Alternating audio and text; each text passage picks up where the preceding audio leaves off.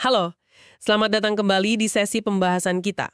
Kali ini nih kita siap bongkar pemikiran salah satu figur paling vokal ya, dan bisa dibilang paling berpengaruh di dunia kripto sekarang, Michael Saylor. Sumber utama kita, wawancara panjang dia sama CoinDesk, di situ dia beberin visi yang, wah gila banget sih, ambisius banget buat Bitcoin. Bener banget.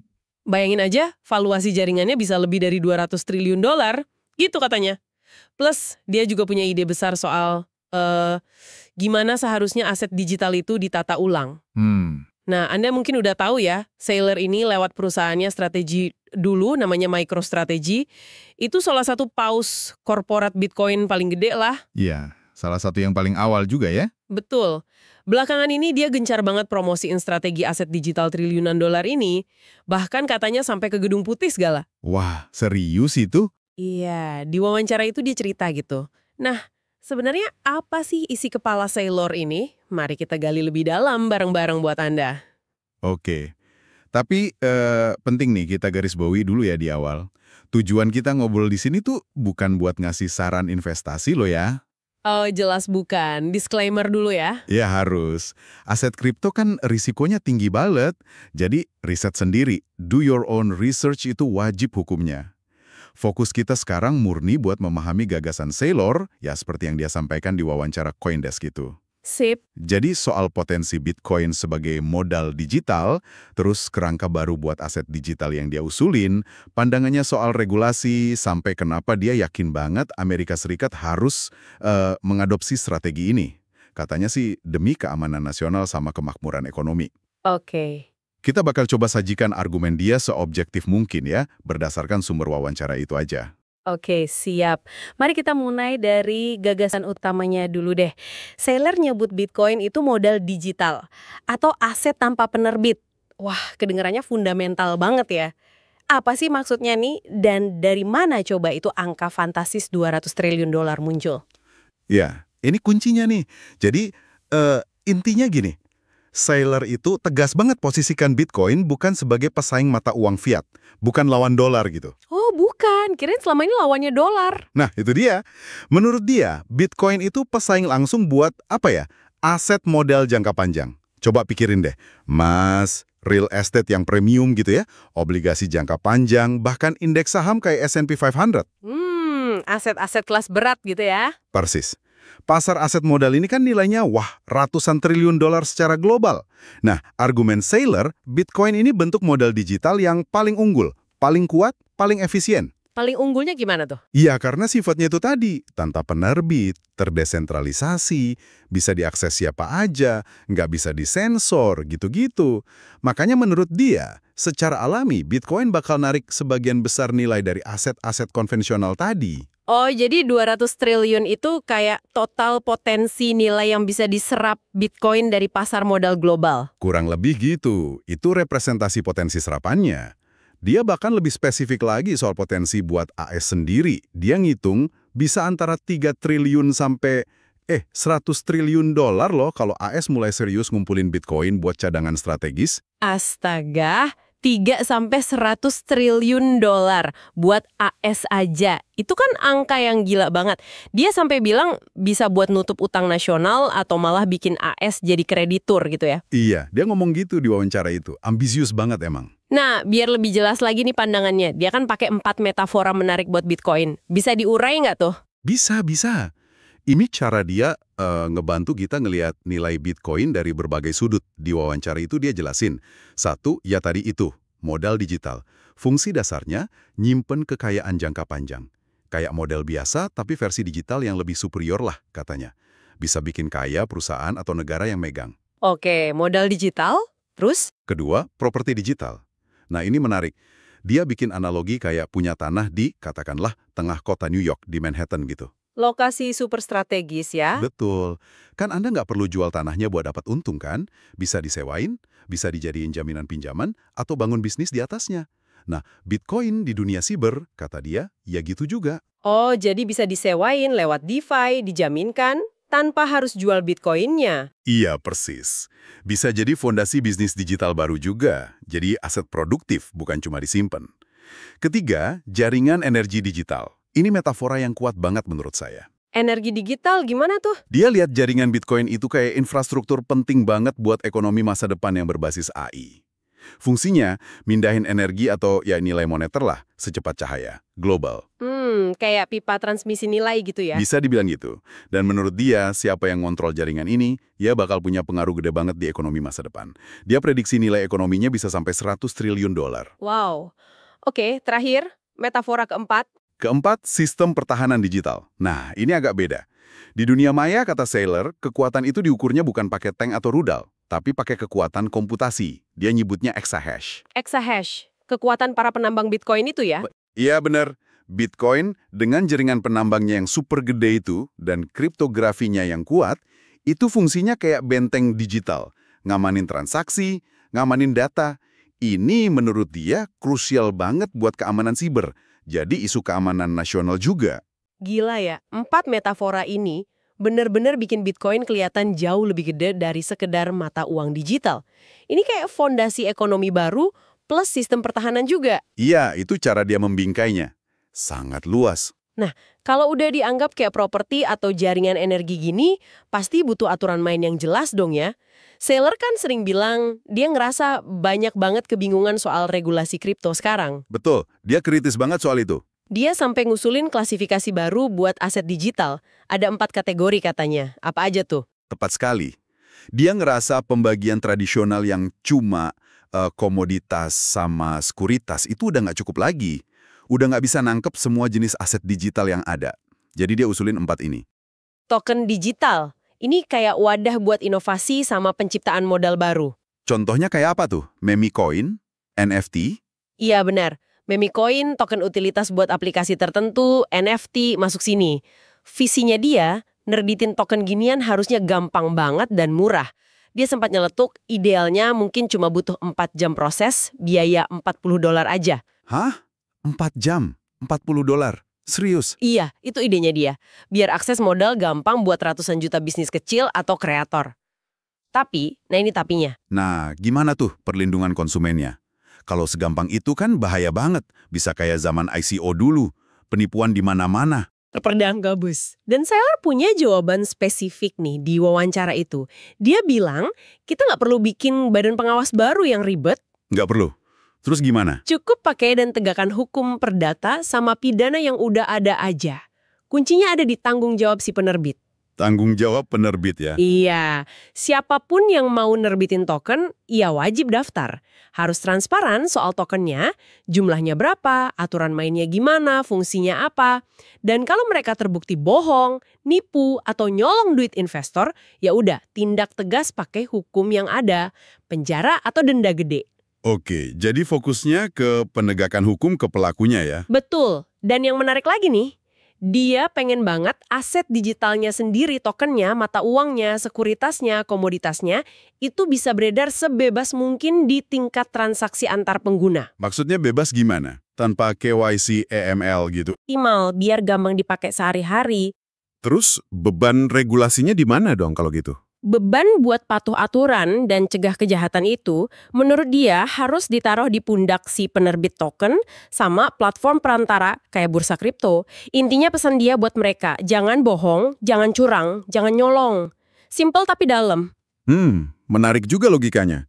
Jadi tanggung jawabnya digeser ke penerbit dan bursa, bukan menghambat peredaran asetnya di level pengguna. Oke, lanjut ke kategori kedua kalau gitu. Kedua, mata uang digital. Ini aset yang nilainya dipatok 1:1 sama mata uang fiat. Contoh paling jelasnya ya stablecoin yang di-backup dolar AS. Kayak USDT, USDC gitu ya? Iya, benar. Nah, kalau buat kategori ini, Saylor setuju. Penerbitnya wajib terregulasi ketat. Harus benar-benar bertanggung jawab penuh atas cadangan asetnya. Dia lihat ini cara efektif buat mengekspor dolar AS ke seluruh dunia lewat jalur digital. Potensinya bisa sampai 10 triliun dolar katanya. Oke, masuk akal. Yang ketiga. Ketiga, sekuritas digital. Ini sebenarnya tokenisasi aset tradisional aja. Coba bayangin, saham Apple atau obligasi pemerintah diterbitin dalam bentuk token, sama institusi gede kayak BlackRock. Oh, jadi aset dunia nyata dijadiin token gitu? Iya, jelas ada penerbitnya kan? Nah, keuntungannya, token ini bisa diperdagangin 24 jam sehari, 7 hari seminggu di bursa kripto. Jauh lebih efisien dibanding pasar saham tradisional yang ada jam bukanya. Oke, oke. Nah, yang terakhir ini nih, yang paling penting buat Bitcoin kayaknya. Betul banget. Kategori keempat, komoditas digital. Ini menurut Saylor adalah aset yang nggak punya penerbit sentral, nggak ada CEO-nya, nggak ada kantor pusatnya. Jadi benar-benar desentral. Idealnya gitu. Fungsi utamanya murni buat nyimpen nilai dalam jangka panjang, preservasi modal istilahnya. Dan menurut Saylor di wawancara itu, ya saat ini cuma Bitcoin yang benar-benar jelas masuk kategori ini. Wah, tegas banget ya dia bilang cuma Bitcoin. Kenapa status tanpa penerbit ini jadi krusial banget sih dalam argumen dia? Ini jantung argumennya, benar kata Anda. Karena Bitcoin nggak punya entitas penerbit sentral, nggak ada perusahaan, yayasan, atau pemerintah yang ngontrolnya, jadi aset yang bisa dipercaya oleh siapa aja. Termasuk pihak-pihak yang secara alami nggak percaya satu sama lain. Kayak negara-negara yang lagi saingan gitu? Melampaui umur perusahaan atau rezim pemerintahan manapun. Dia sampai nyebutnya modal abadi. Modal abadi ya? Iya, karena nggak ada yang bisa seenaknya ngubah aturan main Bitcoin atau nyita asetnya secara sepihak. Sifatnya yang terdesentralisasi itu jadi jaminan. Oke, itu argumen yang kuat sih soal keunikan Bitcoin. Tapi kan di luar sana ada ribuan altcoin atau aset kripto lain ya. Banyak yang klaim teknologinya lebih canggih, transaksi lebih cepat lah. Kenapa Saylor yakin banget cuma Bitcoin yang jadi komoditas digital dan nggak bakal ada Bitcoin berikutnya? Dia keras banget soal ini di wawancara itu. Menurut dia, ya cuma ada satu aset digital yang secara de facto, secara kenyataan di lapangan, diakui secara global sebagai penyimpan nilai terdesentralisasi tanpa penerbit. Ya Bitcoin itu. Atau yayasan di belakangnya. Atau figur sentral yang kuat pengaruhnya. Itu menurut dia bukan desentralisasi sejati. Tapi dia juga nambahin argumen lain. Apa tuh? Seandainya pun, ini seandainya ya, ada kripto lain yang secara teknis benar-benar terdesentralisasi, dia sendiri ragu ini bisa muncul dan bertahan lama, hukum Gresham bakal berlaku. Hukum Gresham? Yang bilang uang jelek mengusir uang bagus itu? Nah, tapi ini kebalikan ya. Dalam konteks penyimpan nilai, uang atau aset yang dianggap paling kuat dan paling terpercaya, dalam hal ini Bitcoin, menurut dia, bakal mendominasi dan nyingkirin yang lain dari fungsi utama sebagai penyimpan nilai. Jadi karena Bitcoin udah duluan, udah gede, udah dipercaya banyak orang, Iya, udah punya network effect atau efek jaringan yang masif banget, udah ada dukungan modal triliunan dolar dari institusi, udah dapat pengakuan regulasi awal di beberapa negara, itu semua bikin Bitcoin menurut dia hampir mustahil buat digeser dari posisinya sebagai komoditas digital penyimpan nilai global. Kripto lain mungkin oke buat fungsi lain, tapi kemungkinan besar masuknya ya ke kategori token digital atau securities digital tadi karena ada penerbitnya. menarik, menarik. Jadi kayak winner takes all gitu ya di kategori komoditas digital ini. Bener-bener cuma satu. Oke, nah Saylor ini kan nggak cuma ngomong doang ya, dia juga dikenal aktif banget lobby-lobby di Washington DC. Oh iya, dia sering banget bolak-balik ke sana. Apa aja sih perkembangan kebijakan di AS yang dia sorot di wawancara itu, yang dia anggap sebagai sinyal positif buat dukung visinya ini? Ada beberapa poin penting yang dia sebut sebagai momentum bagus. Pertama, soal Strategic Bitcoin Reserve, cadangan Bitcoin strategis. Dia ngacu ke perintah eksekutif atau executive order dari zaman Presiden Trump dulu. Kabarnya sih isinya instruksi buat bikin cadangan Bitcoin strategis oleh pemerintah AS, terus melarang penjualannya, dan malah nyari cara buat nambah lagi. Wah, kalau beneran ada perintah gitu, gede banget ya dampaknya? Iya, makanya Saylor lihat ini sebagai bentuk dukungan presiden terkuat buat sebuah aset dalam 100 tahun terakhir. Gitu klaimnya. Kedua, ada klarifikasi dari David Sachs. David Sachs, itu yang sempat disebut-sebut jadi crypto czar informal buat kampanyenya Trump, ya? Iya, bener. Sachs ini bilang di sebuah podcast kalau pandangan mereka saat ini tuh, pemerintah AS hanya ngakuin Bitcoin sebagai aset kripto yang benar-benar terdesentralisasi. Yang lain belum tentu. Nah, buat Saylor, ini penting banget. Artinya, Bitcoin diperlakukan sebagai komoditas, beda dari yang lain. Jelas statusnya. Oke, jadi ada semacam pemisahan perlakuan gitu ya. Terus apa lagi? Ketiga, momentum regulasi di Kongres. Dia lihat ada upaya bipartisan dari Demokrat sama Republik buat bikin kerangka kerja aset digital yang lebih jelas. Ada RUE Structure Market Act, ada juga RUE khusus buat stablecoin. Dia lihat ini sebagai langkah positif menuju kepastian hukum. Meskipun mungkin prosesnya masih panjang ya di Kongres. Iya, pasti. Tapi arahnya dia lihat positif. Nah, yang keempat ini agak beda. Ini lebih ke kritik dia. Soal perubahan kebijakan pajak sama perbankan. Nah, gimana tuh kritiknya? Dia nanggep aturan pajak sekarang itu bermusuhan banget sama kripto, terutama Bitcoin. Contohnya, pajak dikenain pas Bitcoin baru ditambang, belum juga dijual. Itu kan aneh, katanya. Terus dia juga kritik keras larangan buat bank-bank besar di AS buat nyimpen atau trading Bitcoin langsung buat nasabahnya. Tunggu deh, soal kritik pajak dan perbankan ini. Jadi, menurut Saylor, aturan yang sekarang ini malah mendorong risiko ke tempat lain, bukannya ngurangin. Persis, itu argumen kunci dia. Larangan buat bank besar yang udah terregulasi di AS buat megang Bitcoin langsung, itu malah bikin pengguna sama investor AS lari kemana coba?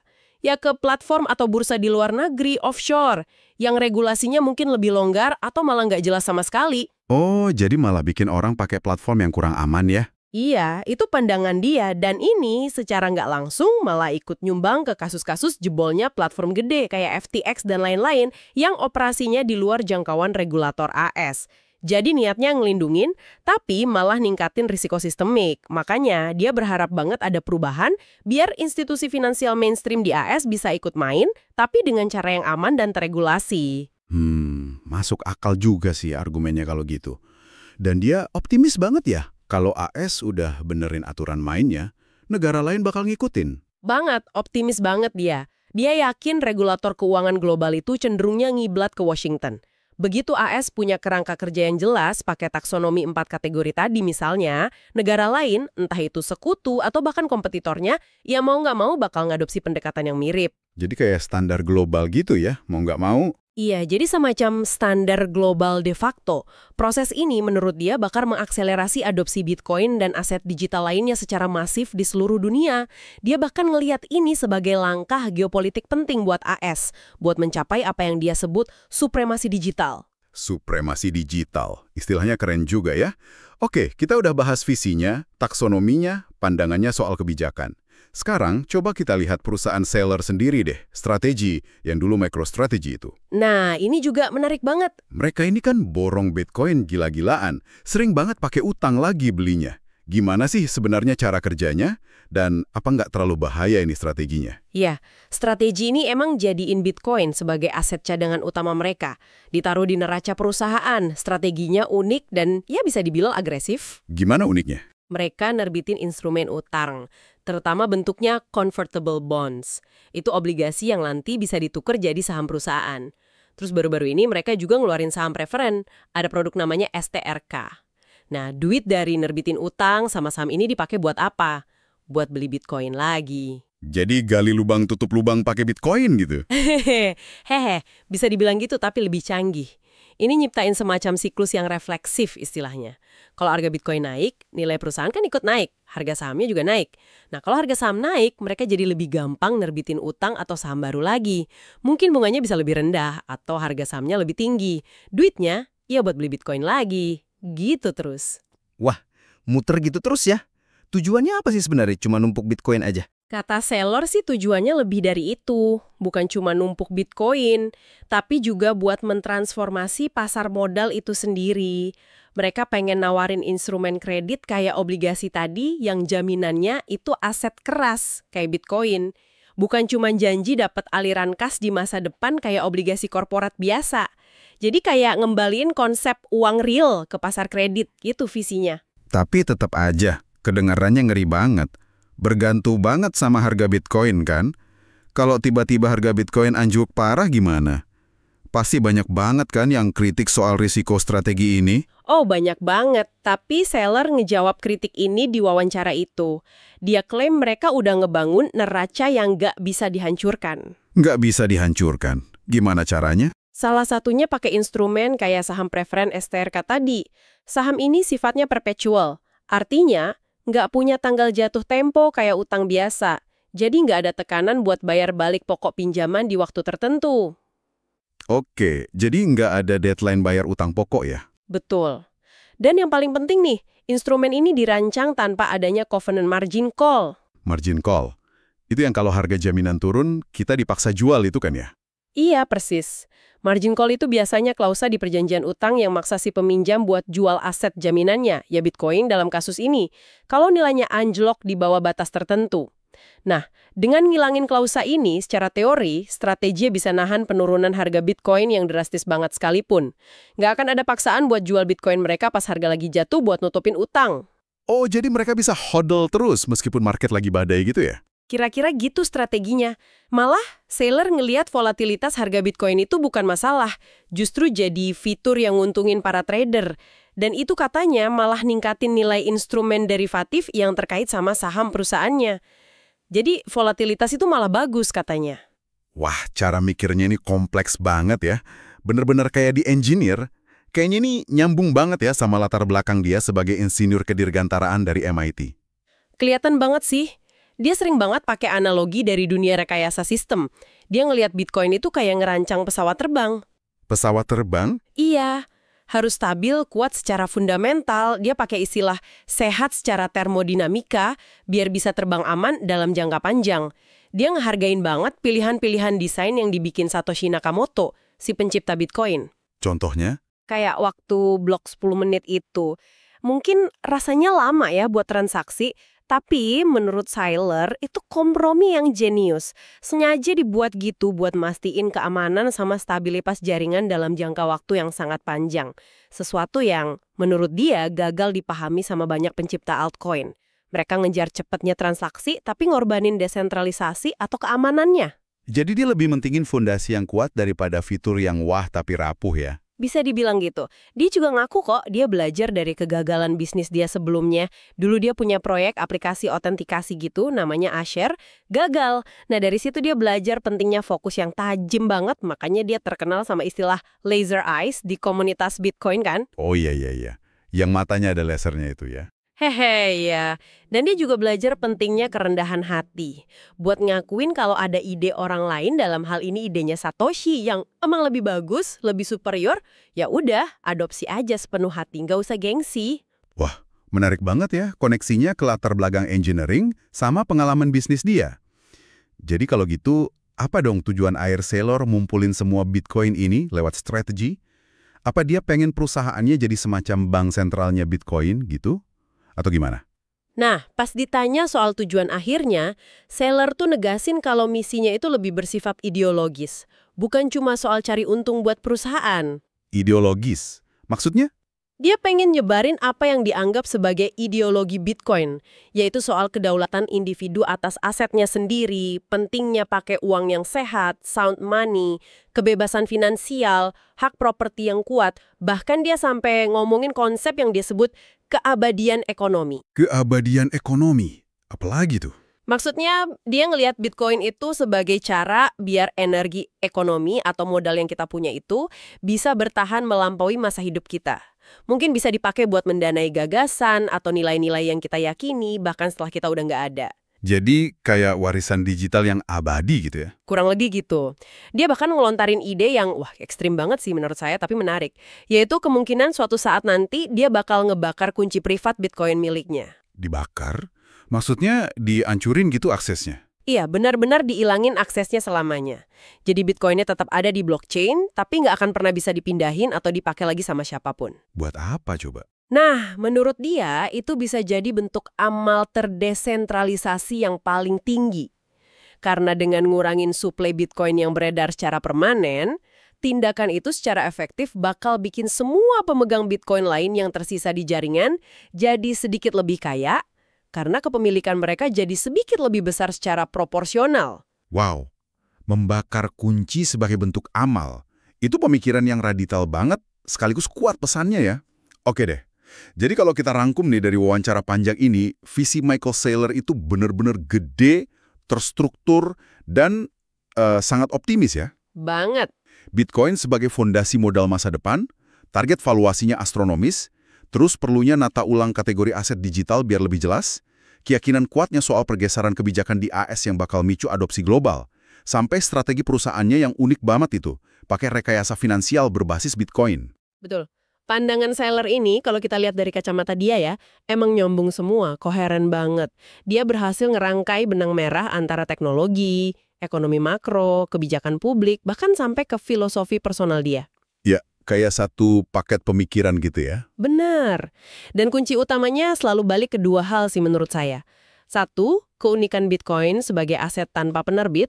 Dua, kekuatan efek jaringan yang dia yakin bikin Bitcoin nggak terhentikan sebagai penyimpan nilai superior. Pendekatannya soal regulasi juga menarik. Kasih kebebasan buat asetnya beredar dan berinovasi, tapi hukum seberat-beratnya penerbit atau perantara yang nakal. Tapi ya, Tentu aja, penting buat Anda ingat, visi segede ini kan dibangun di atas banyak asumsi yang optimis banget ya, dan pasti bakal ngadepin banyak tantangan, banyak perdebatan, banyak rintangan lah dalam perjalanannya jadi kenyataan. Nggak ada jaminan juga. pastinya.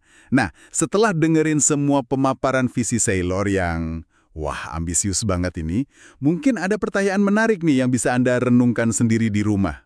Seberapa realistis sih menurut Anda potensi pertumbuhan Bitcoin bisa seeksponensial itu, kayak yang dia bayangin? Dan transformasi pasar modal kayak yang dia impikan itu, mungkin nggak sih? Pertanyaan bagus tuh. Dan kalaupun visinya ini terwujud meskipun mungkin cuma sebagian kecil aja, apa kira-kira implikasinya buat cara kita semua ngelihat konsep uang, investasi, atau bahkan peta kekuatan ekonomi global di abad ke-21 ini? Wah, sesuatu yang menarik buat dipikirin kan ya? Betul. Banyak yang bisa direnungkan. Oke deh, terima kasih banyak udah nyimak pembahasan mendalam kita kali ini. Sampai ketemu lagi ya di sesi berikutnya.